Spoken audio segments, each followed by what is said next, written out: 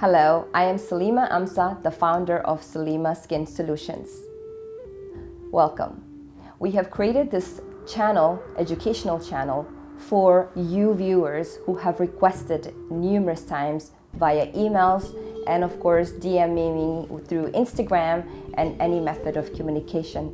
I thank you very much and I very much appreciate you for your support, believing in this product and giving it a go. Your positive feedback has been overwhelming and I cannot thank you enough, and I'm over humbled by it. So today we're going to talk about the 3 different categories, different skin conditions, what triggers it, how to sort of determine what is it that you're dealing with whenever it comes to your skin and understanding. Many of you have been actually really good in trying to explain. Many of you actually had an idea of what type of skin you have, but with this I figured it would help you even furthermore to sort of understand how to better guide you with your product selections and how to deal with it. So we're going to first start talking about sensitive dehydrated skin. So how does one know sensitive? Now this is the one thing everybody believes: I have sensitive skin. Let's talk about one factor. Our skin, when it is built up with dead debris or dead cells, it actually reacts to mostly everything, which gives us the indication that we might be allergic or reactant or sensitive to a product. Now the true sensitive, they know, because a certain smell of food, they have allergies to very many things that they cannot be at least confused about being true sensitive. And here is what we're going to explain. If you have a skin that reacts immediately right after you apply anything and it feels burning, itchy, red, and it's intolerable, then you know you are true sensitive. And I'm talking about if it lasts, especially these feelings, for more than 5 minutes. Now, not only with products, even with food, you do want to avoid eating that, and you want to wash whatever it is that you apply to your skin immediately with cold water. Now, let's just say your skin reacts a few minutes later. Now, it could be either or, few of the things that I'm going to mention. So if your skin is reactant within a minute or 2, and then subsides the pain, sort of monitor it, then you know perhaps the product is actually just getting used to it.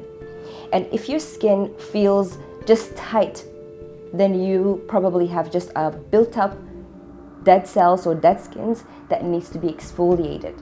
People who have very fair skin types that are sensitive to the sun, chemicals, fragrances, dye, food, rough fabrics, may react with redness, burning and itching, or just with certain touch, then those are our true sensitive.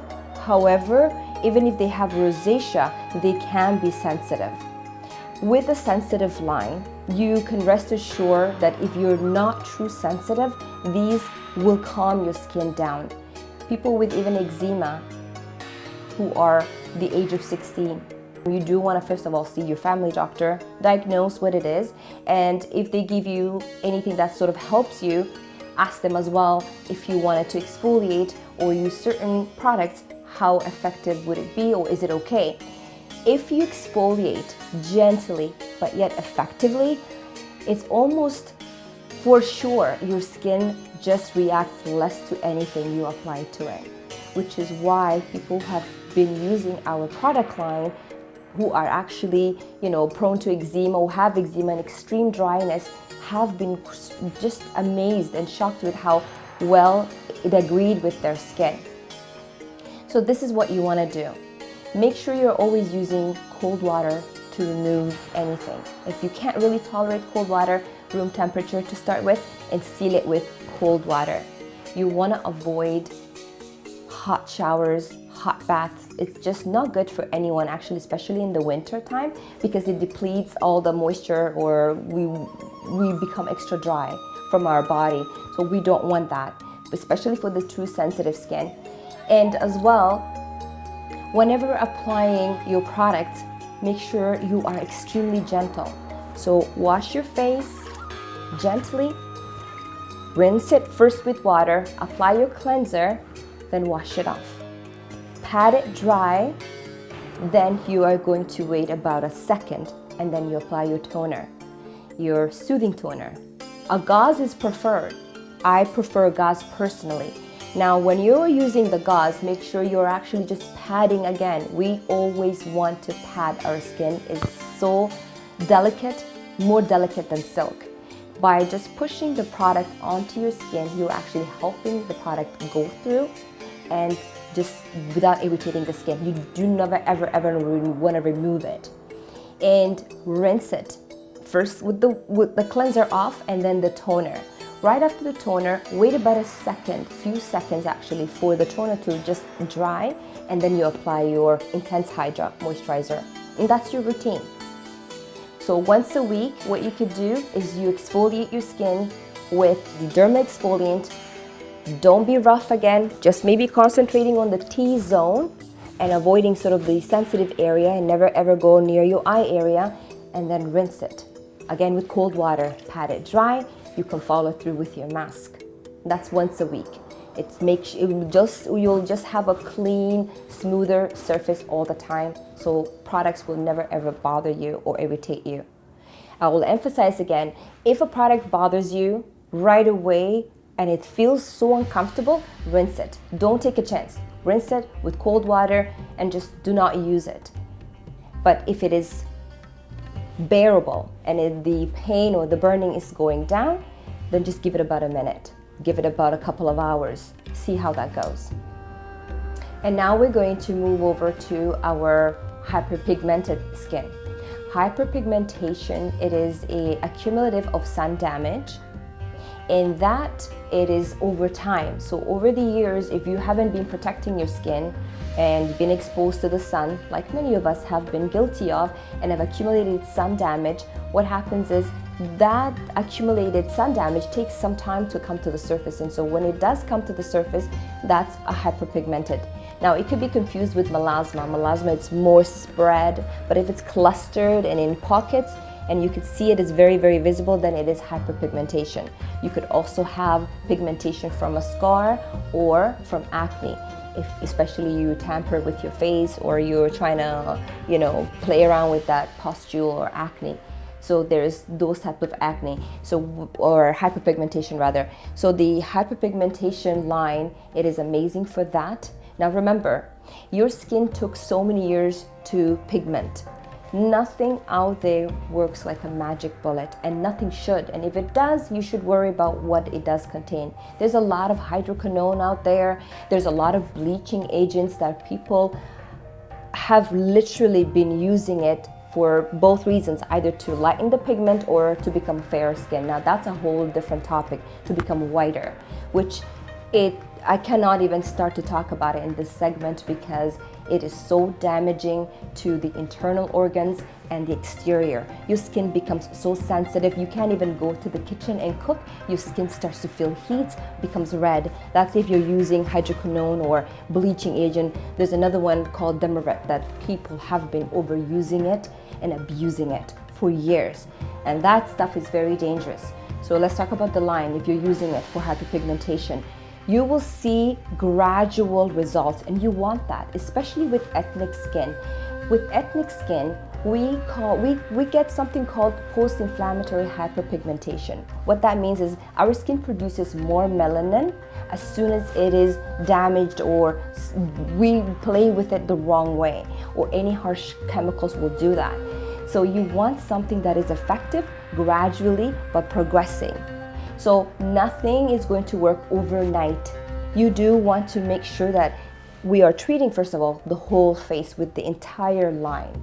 Nothing we don't treat an acne or just a hyperpigmented, because the whole face is one organ. It's the skin is the largest that covers our whole entire body.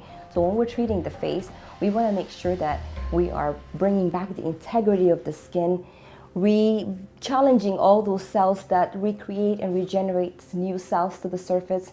And the AHA in your kit is amazing to suppress that melanin that gets hyper producing more, which is when with gradual and over time it sort of blends and starts to work. if you are expecting something to work within, I don't even know, a month even, it's just not going to happen. And you have to stay on top of it. If you leave it, it will become worse. If you treat it, you will avoid deeper hyperpigmentation, which is hard to treat, and then you're going to need laser. And even that, you're going to need repeated treatments or sessions with hyperpigmentation treatments.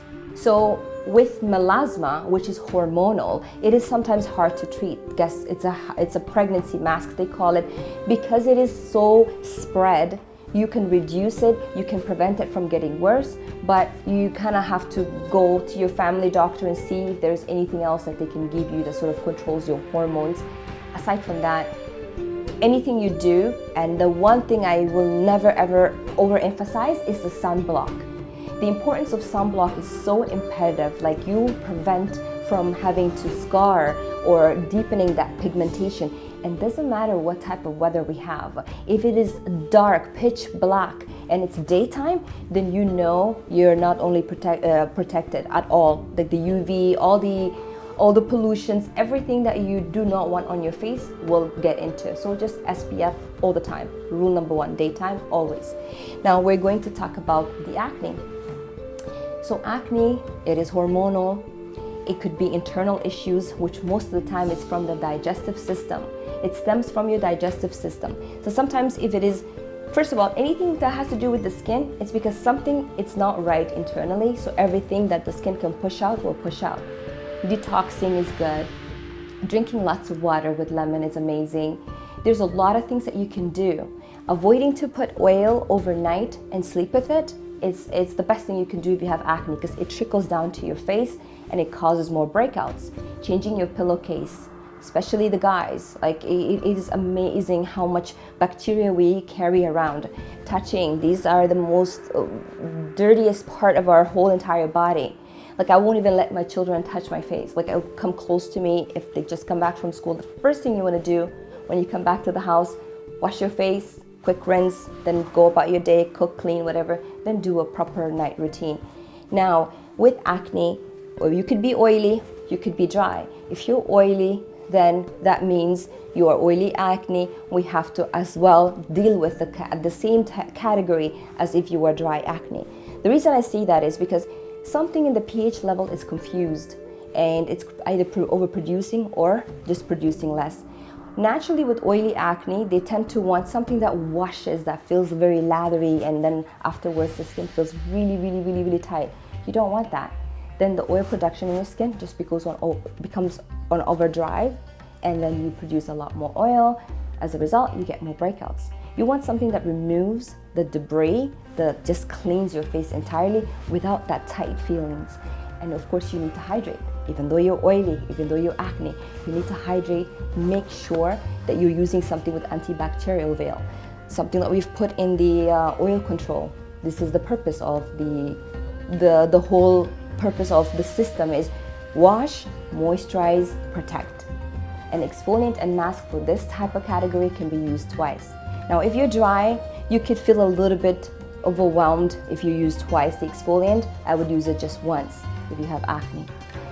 The longer the acne stays in your skin, the higher the chances of hyperpigmenting. So if you treat it, the amount of time, the length of time it stays in your skin is shorter. And make sure that you do not ever believe that there is a cure, a magic cure for it. It is a condition. You're gonna have to learn how to manage it. Of course, diet has a lot to do with it. Eat clean as much as you can. But if you stop, it will become out of control. If you continue, you will just gradually start to balance the oil production and pH level starts to balance. Your skin just has less frequent breakouts and it stays less on your skin. And that's how you approach your acne. If the skin is not improving, nobody can testify to the benefit of whatever it is that you're using. Others will notice, but first of all, you will feel it's either working for you, it feels good, or it's not, and something is not right. Take a picture and monitor your progress, like weekly. It does do wonders because we forget how bad our skin was before we treated. So these are all your 3 categories. Please keep sending in your questions. We want to know more about what it is that you want me to address, and I'll be more than happy to do so. And keep sending in your emails if we can include it in a show and bring it to you so we can better educate ourselves and benefit each other. So this is it. We are together. We're working on whatever it is that makes, a whole synergy better, which is your input and my knowledge. And this is how we are hoping to improve on a daily basis. So there you have all your 3 skin categories. Thank you very much for watching. Keep sending in all your questions. I will answer to all the questions, as many as I can. Comment, give us feedback, how we can improve, and I will address all your skin concerns and perhaps bring in more demonstration. Keep encouraging me and I will be able to put out more videos for you. Thank you and see you next time. Salima Skin Solutions. Celebrate your skin.